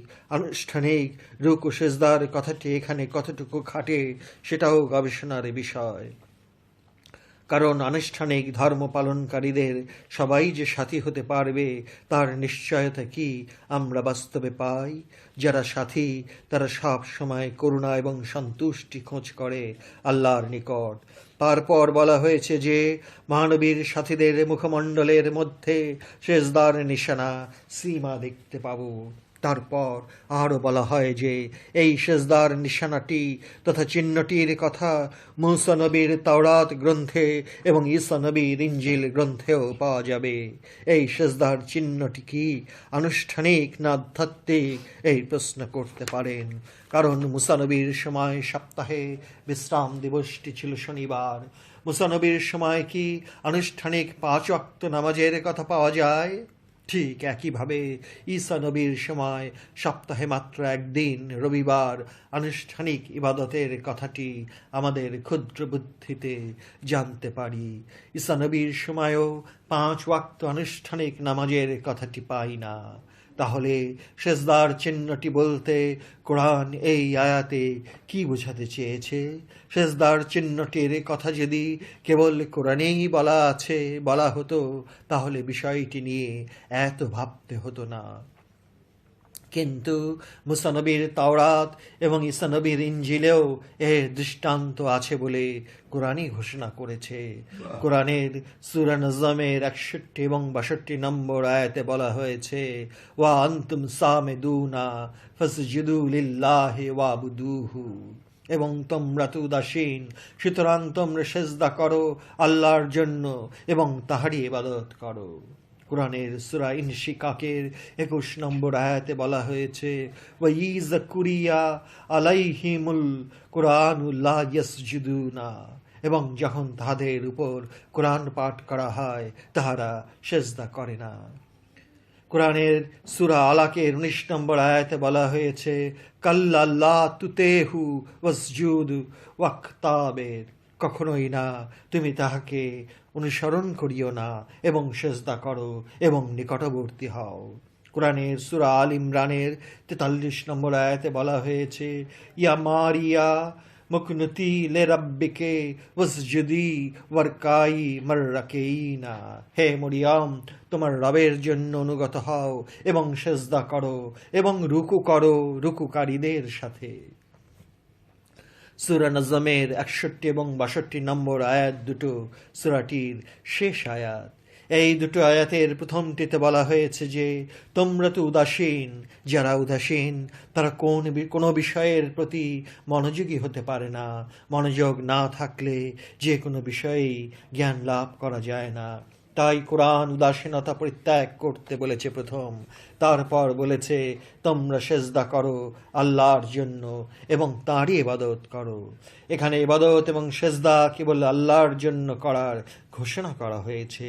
এই সেজদা এবং ইবাদত আনুষ্ঠানিক এবং আধ্যাত্মিক দুটোই হতে পারে। সেজদা এবং ইবাদত করার আগে কিন্তু বলা হয়েছে যারা মুখ ফিরিয়ে নেয় এবং লোক দেখানো দান করে তাদের মন হৃদয় পাষাণ পাথর। আবার অন্য আয়াতে বলা হয়েছে যে মানুষ তাই পায় যা সে করে, যার যেমন কর্মফল তার পরিণামও সে রকমই হবে। কোরআনে আল্লাহ পাক বলছেন যে তিনি যা বিস্তারিত বলেছেন তাতে তোমরা অবাক হচ্ছ, এবং এই অবাক হবার পিছনে হাসি ঠাট্টা লুকিয়ে থাকে। এই হাসি ঠাট্টাতে গা ভাসিয়ে দিও না, বরং অনুশোচনার মন নিয়ে আল্লাহর দরবারে কাঁদো। কোরআনের সূরা আরাফের 206 নম্বর আয়াতে বলা হয়েছে, ইন্নাল্লাযীনা ইনদা রাব্বিকা লা ইস্তাকবিরুনা আন ইবাদাতিহি ওয়া ইউসাইরাহু লাহু ওয়া লাহু ইয়াসজুদুনা। নিশ্চয়ই যাহারা তোমার রবের নিকটে রহিয়াছে তাহারা অহংকার করে না তাহার ইবাদত হইতে, এবং তাহারা তাহার তসবিহ পাঠ করে এবং তাহার জন্য তাহারা সেজদা করে। সূরা আরাফের 206 নম্বর আয়াতেও প্রায় একই রকম কথা বলা হলো। কেন বারবার একই কথা কোরআনে বহু বিষয়ে বারবার বলা হয়েছে? কারণ মানুষ যেন তার আসল লক্ষ্য ও উদ্দেশ্য হতে সরে না পড়ে, এবং উদাসীনতা যেন তাকে গ্রাস করতে না পারে। বারবার একই কথা বলার মাঝে বারবার মানুষকে সাবধান করে দেওয়া হয়, তবুও মানুষ শুনেও শোনে না, বুঝেও বোঝে না, এবং দেখেও দেখে না। এবং কোরআন এটাকে অলসতা, ভীরুতা এবং উদাসীনতা ইত্যাদি নামে আখ্যায়িত করে মানুষকে বোঝাতে চেয়েছে যে আসল এবং মূল বিষয়টিকে অবহেলা করো না। যারা রবের কাছে রয়েছে তারা অহংকার করে না। প্রথমে এই আয়াতে অহংকার করে না বলা হলো, এবং এতে বলা হলো যে যারাই রবের নিকটে আছে তারা কখনো অহংকার করে না। এই রবের নিকটে বলতে কি বুঝায়, আর রবের নিকটত্ব কতখানি হতে পারে, এসব বিষয়ে কথা না বলে সোজা বলা হলো যে অবশ্যই যারা রবের নিকট রয়েছে কেবল তারাই অহংকার করে না। তাহলে পৃথিবী হতে সূর্যের দূরত্ব মাপার মতো সূক্ষ্মভাবে দেখি তো দেখতে পাই যে তারাই রবের কাছে বা নিকটে আছে যারা অহংকার করে না। অহংকার যারা করে তারা বাদ, কারণ অহংকারী কখনোই রবের নিকট থাকতে পারে না। অহংকারীও রবের নিকটে থাকতে পারে যদি কেউ বলে তো সে কথাটি ভুয়া, মন গড়া এবং প্রবৃত্তি হতে বানানো। আরও একটি বিষয় অতি স্পষ্ট জানতে পারলাম যে অহংকারী যেমন রবের নিকট থাকতে পারে না, এবং এই না থাকার দরুন সে তসবিহ পাঠ করতে পারে না এবং সেজদাও দিতে পারে না, তত সেজদা দেবার কোনো ক্ষমতা এবং সামর্থ্য নেই। আনুষ্ঠানিক তসবিহ পাঠ, সেজদা করা বহু মুনাফেক এবং কাফেরও অতি সহজেই করতে পারে। তাই আমরা যখন আনুষ্ঠানিকতার উপর খুব বেশি গুরুত্ব এবং জোর দেই, তখনই কোরআনের ব্যাখ্যাগুলোকে মন গড়া উল্টা পাল্টা করে বোঝাতে চাই, এবং প্রচুর গোজামিলের সমাবেশ ঘটে, এবং এ জাতীয় ব্যাখ্যা শুনে পড়ে মানুষ আরও বেশি বিভ্রান্ত হচ্ছে। এত বছর ধরে লক্ষ লক্ষ মুসলমান হাত তুলে আল্লাহর দরবারে কান্নাকাটি করি আখেরি মোনাজাতের নাম দিয়ে, কিন্তু কই আমাদের ভাগ্যের তো তেমন দেখার মতো পরিবর্তন আসছে না। কারণ কি? কয়জন রবের নিকট আছে এবং কয়জন অহংকার করে না? রবের নিকট থাকার এবং অহংকার না করার বিষয়টি সম্পূর্ণ বিমূর্ত তথা দেখানোর বিষয় নয়, বরং গভীরতার বিষয়, তথা উভয়টি আনুষ্ঠানিক বিষয়ের অন্তর্ভুক্ত নয়। তসবিহ পাঠ, সেজদার বিষয়টি এখানে আনুষ্ঠানিক অর্থে যদিও ব্যবহার করা হয়নি, তবুও তসবিহ পাঠ এবং সেজদার বিষয়টি আনুষ্ঠানিকভাবেই করে দেখানো যায়। দুটোতে আনুষ্ঠানিকতা প্রদর্শন করা যায়, এবং প্রথম দুটোতে আনুষ্ঠানিকতার আওতায় পড়ে না, এবং আনুষ্ঠানিকতার মধ্যে ভেতরের বিষয়টি দেখানো যায় না, এবং কিছুটা অনুভব করা যায়, তাও আবার অনুমান সাপেক্ষ। ওয়াক্তিয়া নামাজ দেখানো যায় রুকু সেজদার মাধ্যমে, কিন্তু দায়মি সালাত দেখাবেন কি করে? কারণ দায়মি সালাতের কথা কোরআন স্পষ্ট ভাষায় বলে দিয়েছে। কোরআনের 70 নম্বর সূরা মারেজের 23 নম্বর আয়াতে দায়মি সালাতের কথা পরিষ্কার ভাষায় বলা হয়েছে, আল্লাযীনা হুম আলা সালাতিহিম দায়মুনা। যাহারা তাহাদের সালাতের উপর সার্বক্ষণিক অবস্থান করেন। তাই যে বিষয়টিতে বিন্দুমাত্র আনুষ্ঠানিকতা দেখাবার আছে, উপায় আছে এবং থাকে, সেই বিষয়গুলোতে আল্লাহ থাকেন না। তাই আল্লাহ নামাজীদের সঙ্গে থাকেন না, যদিও ৮২ বার সালাতের তাগিদ দিয়েছেন, কিন্তু সালাতের সঙ্গে আল্লাহ থাকেন না। সমগ্র কোরআন তন্ন তন্ন করে খুঁজেও একটি বারও পেলাম না যে আল্লাহ নামাজীর সঙ্গে আছেন। বরং যে বিষয়গুলো একদম দেখানোই যায় না এবং দেখাবার কোনো উপায়ও নেই, সেই বিষয়গুলোর মধ্যে ধৈর্যশীলদের সঙ্গে, তাকওয়াকারীদের সঙ্গে, মুহসিনিনদের সঙ্গে এবং মুমিনদের সঙ্গে আল্লাহ থাকেন। কোরআনে ধৈর্যশীলদের সঙ্গে আল্লাহ আছেন বলে আমার জানা মতে ৪ বার পেয়েছি। আনুষ্ঠানিক নামাজ আদায় করতে গেলে আনুষ্ঠানিক অজু, কেবলামুখী রুকু, সেজদা করতে হয় এবং রুকু সেজদা ছাড়া আনুষ্ঠানিক নামাজ আদায় করা যায় না। তাহলে কোরআনই বলছে সেই সব মুসল্লিদের ওয়াইল নামক জাহান্নামে ফেলে দেওয়া হবে যারা লোক দেখানো নামাজ আদায় করে। তাই যারা উদাসীন, অমনোযোগী এবং চঞ্চলমতির মানুষ, তাদেরকেই বলা হয়েছে সেজদা করতে এবং ইবাদত করতে। যখন কোরআন পাঠ করা হলেও তারা সেজদা করে না। এই যারাটি কারা? অধম লোকের মনে হয় অহংকারীকেই বলা হয়েছে। অহংকারীর উপর কোরআন পাঠ করা আর না করা সমান, কারণ অহংকারী মৌখিকভাবে কোরআনকে মেনে নিলেও অন্তরস্থান দিতে পারে না। কারণ অহংকারী মৌখিকভাবে কোরআনকে মেনে নিলেও অন্তরে স্থান দিতে পারে না। কারণ অহংকার এবং আত্মসমর্পণ বিষয় দুটো সম্পূর্ণ বিপরীত। একটি থাকলে অন্যটির স্থান থাকে না। তাই কোরআন অহংকারীকে মিথ্যাবাদী বলে আখ্যায়িত করেছে। এই জাতীয় অহংকারী মিথ্যাবাদীদেরকে কোরআন অনুসরণ করতে কেবল মানাই করেনি, বরং বলা হয়েছে কখনোই নয়, তুমি তাকে অনুসরণ করো না। বরং অহংকার ফেলে দিয়ে সেজদা করো এবং রবের নিকটবর্তী হতে বলা হয়েছে। মহানবী সাহাবাদের অহংকার করার বিষয়টিকে এত অপূর্ব ভাষায় বর্ণনা করলেন যে যে কেউ হাদিসটি পড়লে চমকে যাবেন। মহানবী বলেন, আগুন যেমন কাঠ খেয়ে ফেলে, অহংকার তেমনি মানবীয় সমস্ত গুণগুলোকে খেয়ে ফেলে। সুতরাং সব কথার শেষ কথাটি আমরা পরিষ্কার বুঝতে পারলাম যে রবের নিকটে আসতে হলে অহংকারটি ফেলে দিয়ে আসতে হবে। সেজদা করতে হলে অহংকারটি ফেলে দিয়ে আসতে হবে।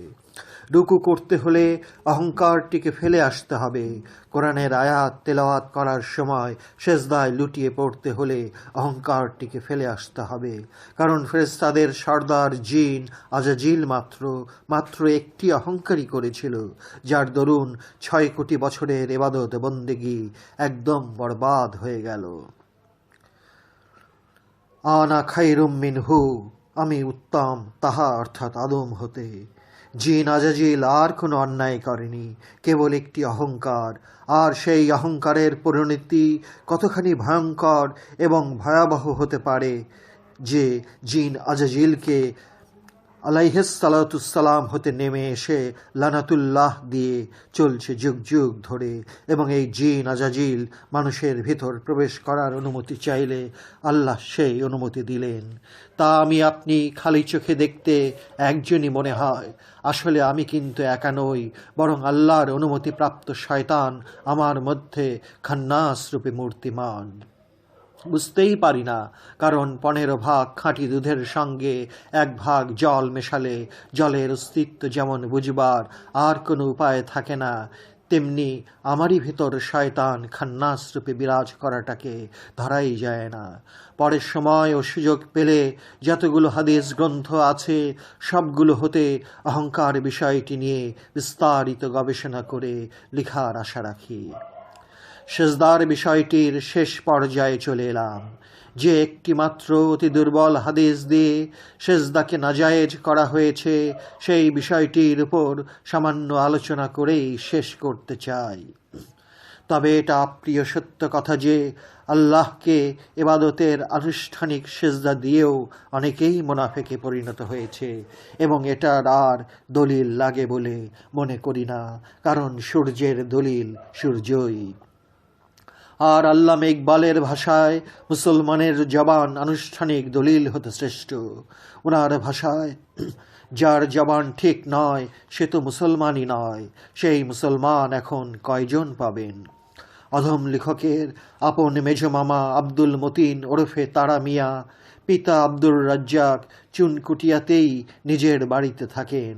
মেজ মামা আব্দুল মতিন হাজি এবং দাড়িতে মেহেদি লাগান এবং 5 ওয়াক্ত নামাজ পড়ে কপালে কালা কহর ফেলে দিয়েছেন। ওনার নিকট হতে 4 বিঘা জমি কিনলাম এবং সঙ্গে সঙ্গে জমির সমস্ত টাকা দিলাম এবং দলিল করার জন্য পশ্চিম পাড়ার জনাব মন্টু মিয়াকে দিয়ে দলিলের কাগজ এনে রেজিস্ট্রি করব।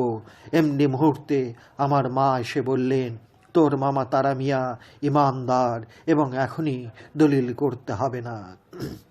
মায়ের কথা কোনোদিন ফেলে দেওয়ার প্রশ্নই ওঠে না। তাই বললাম, আপনি যেদিন বলবেন সেই দিনই জমিন রেজিস্ট্রি করব। 13 বছর পর যখন 4 বিঘা জমিনের দাম অনেক বেড়ে গেল, কারণ ঢাকায় জমিনের দাম হু হু করে বাড়ে, তখন মা আমাকে নিয়ে হাজি তারা মিয়া মামার কাছে জমি লিখে দিতে বলাতে মামা সরাসরি অস্বীকার করল। মা একমাত্র পুত্র অধম লেখকের কাছে ভীষণ লজ্জা পেলেন। জীবনে সেই মামার সঙ্গে কোনো প্রকার সম্পর্ক রাখলেন না। মায়ের বয়স প্রায় 90 হবে। অবশেষে কোনো এক মসজিদের মাওলানা মামাকে বললেন যে, আপনি বেহেশতে যেতে পারবেন না যে পর্যন্ত না আপনার ভাগিনার ঋণ পরিশোধ করবেন। মামা এই ফতোয়া শুনে অস্থির হয়ে আমার পকেটে জোর করে মাত্র 50,000 টাকা দিয়ে চলে গেলেন। পাঠক ভাই, জানি এ কথাগুলো সম্পূর্ণ অপ্রাসঙ্গিক এবং অপ্রয়োজনীয়, তবুও জানিয়ে দিলাম এজন্য যে অনেক সময় এরকম ছোট ছোট মিসাল ভাঙা কুলায় ছাই ফেলার মতো কাজ করে। প্রকাশ্যে পাঠক ভাইদের শুধু একটি কথা জানিয়ে দিতে চাই যে আমার মায়ের মুখে এখনো সেই ভুলের দুঃখ ভরা চিহ্নটি ফুটে আছে। তাই প্রকাশ্যে সবাইকে জানিয়ে সাক্ষী করে গেলাম। আল্লাহ এবং মহানবীকে সাক্ষী রেখে এই হাজি তারা মামাকে আমি কোনোদিন ক্ষমা করতে পারিনি এবং পারব না। আমি দেখতে চাই বান্দার আধাত জমি মেরে দিলে মহানবী বলেছেন কিয়ামতের সময় 7 তবক জমিন গলায় ঝুলিয়ে দেওয়া হবে। আর যেখানে 4 বিঘা জমি মেরে দিয়েছে সেখানে শাস্তির মাত্রাটা কতখানি ভয়ঙ্কর হয়, কারণ বান্দার হক মেরে দিলে আল্লাহ মাফ করে দেবার বিধানই রাখেননি, যদি না সেই বান্দা মাফ করে দেয়। সাহাবা হজরত জাবিরের একটি ঘটনা হতে বাস্তবে মহানবী প্রমাণ রেখে গেলেন। যতদিন কোরআন থাকবে কাল কিয়ামতের পরেও থাকবে।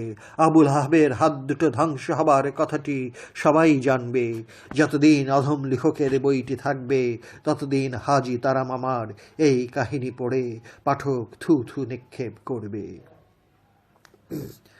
এবাদতের সেজদার মতো তাজিমি সেজদারও একই দশা, কারণ মাথা নুয়ে তাজিমি সেজদা দিচ্ছে।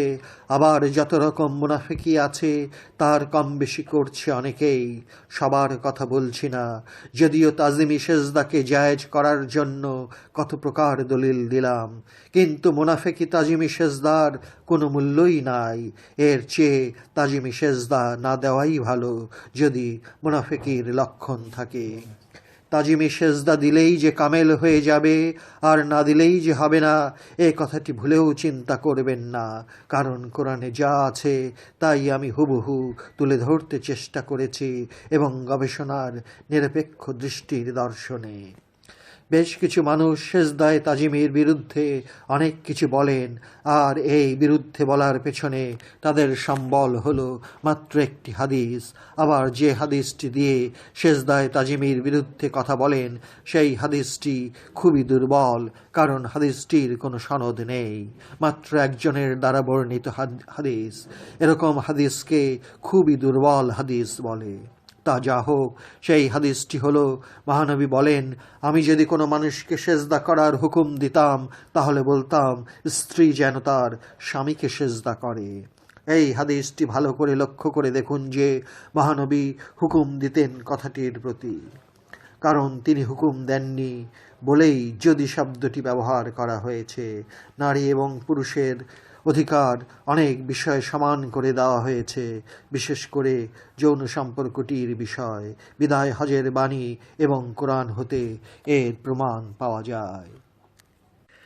যেহেতু সেই যুগটি ছিল পুরুষ শাসিত এবং এমন এক অন্ধকার যুগে মহানবীর আগমন যে রাতারাতি সব কিছুই আমূল পরিবর্তন না করে ধাপে ধাপে আলোর যুগের দিকে এগিয়ে নেবার আদেশ উপদেশ পাই।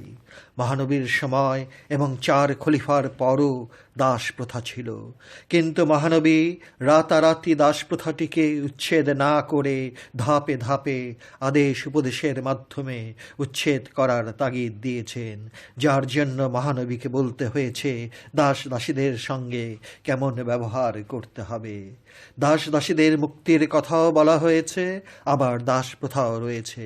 যখন সমাজে আর দাস প্রথা থাকবে না, তখন দাসদের প্রতি ব্যবহারের কথাটিও থাকছে না। স্ত্রী এবং দাসীদের ওপর সেই যুগে সমান যৌন অধিকার ছিল। দাসীদের সঙ্গে যৌন মিলনে দাসীর মালিকের উপর কোনো শর্ত আরোপ করা হয়নি। যদি হুকুম দিতাম বাক্যটিতে এই প্রমাণ মেলে যে মহানবী হুকুম দিয়ে যাননি। এরকম যদি শব্দটি আরও ব্যবহার করেছেন মহানবী, যেমন যদি দুনিয়াতে আমি কাউকে বন্ধুরূপে গ্রহণ করতাম তাহলে আবু বকরকে বন্ধুরূপে গ্রহণ করতাম, কিন্তু আমার বন্ধু আল্লাহ রাব্বুল আলামিন। কোনো সন্দেহ নেই হযরত আবু বকরের প্রশ্নে অপারগতার কথাটি বললেন। সুতরাং এই যদি দিয়ে মহানবী তার প্রিয় সাহাবা হযরত আবু বকরকে বন্ধুরূপে গ্রহণ করতে না পারার কথাটি বুঝিয়ে দিলেন। যদিও সেজদায় তাজিমের বিরুদ্ধে ব্যবহার করার এই হাদিসটি খুবই দুর্বল, ধরে নিলাম এমন একটা হাদিস পেলাম যা বুখারী এবং মুসলিম শরীফে এবং সনদ খুবই মজবুত এবং মুত্তাফেকুন এবং হাসান। এরপর চাইলেও কোরআনের বাণীকে হাদিস দিয়ে বাতিল করার কোনো বিধান নেই এবং 4 মাযহাবের 4 ইমাম এই বিষয়টিতে সম্পূর্ণ একমত। বরং কোরআন দিয়ে হাদিস বাদ করা যায়, কিন্তু হাদিস দিয়ে কোরআনের আয়াত বাতিল করার প্রশ্নই ওঠে না। সুতরাং সেজদায় তাজিমের দলিলটি কাটতে হলে কোরআনের আয়াতের বিরুদ্ধে আয়াত দাঁড় করাতে হবে, কিন্তু এমন একটি কোরআনের আয়াত নেই যার দ্বারা সেজদায় তাজিমের কথাটি বাতিল করা যায়। বিখ্যাত ইসলাম গবেষক এবং বহু গ্রন্থের প্রণেতা মাওলানা জালালউদ্দিন সৈয়ুতি এবং মোল্লা জিউন সেজদায় তাজিমের আয়াতটিকে মনসুখ করে যাননি, কারণ বাদ দেবার মতো আর একটি আয়াত কোরআনে নেই। তাছাড়া যদি ধরে নেওয়া যায় যে মহানবী হুকুম করলেন, তাহলেও সেই হুকুম অনুসারে সেজদায় তাজিমি হারাম হয় না, কারণ পূর্ববর্তী নবীদের বেলায় সেজদায় তাজিমি ওয়াজিব ছিল, আর ওয়াজিব সেজদা যদি রহিত হয়ে থাকে তবুও হারাম হয় না, উহা হবে মুস্তাহাব, অর্থাৎ বৈধতা নষ্ট হয়নি। সুতরাং এটা পরিষ্কারভাবে প্রমাণিত যে সেজদায় তাজিমি জায়েজ এবং বৈধ। তাছাড়া আমরা এটাও অভিজ্ঞতা হতে জানতে পারি যে হীরা দিয়ে কাঁচ কাটা হয়, কিন্তু কাঁচ দিয়ে হীরা কাটা হয় না।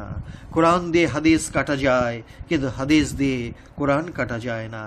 এত কিছু বলার পরও যারা সেজদায় তাজিমের বিষয়টি মেনে নিতে চাইবেন না, তাদেরকেও বলার কিছু থাকে না, কারণ যার যার তকদির জন্মের পূর্বেই নির্ধারণ করে দেওয়া হয়েছে। সুতরাং এই করা না করা নিয়ে আর ফেরকাবাজি না করাই ভালো, কারণ এরকম অনেক সামান্য বিষয় নিয়ে ফেরকাবাজি করে আমাদের মহাঐক্যের মাঝে বিরাট বিরাট ফাটলের সৃষ্টি হয় এবং অন্যের দ্বারা পিটুনি খেতে হয়েছে এবং হয়।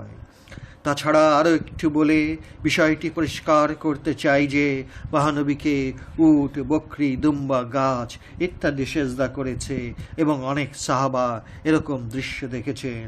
প্রাণী জগৎ তৌহিদে বাস করে, আর যারা তৌহিদে বাস করে তাদের শিরক করার প্রশ্নই উঠতে পারে না। সেই প্রাণীজগৎ মহানবীকে সেজদা করেছে, কিন্তু সেই সেজদা যদি অবৈধ অথবা শিরক হতো তাহলে মহানবী অবশ্যই প্রাণীজগৎকে সেজদায় তাজিমি করতে বারণ করতেন।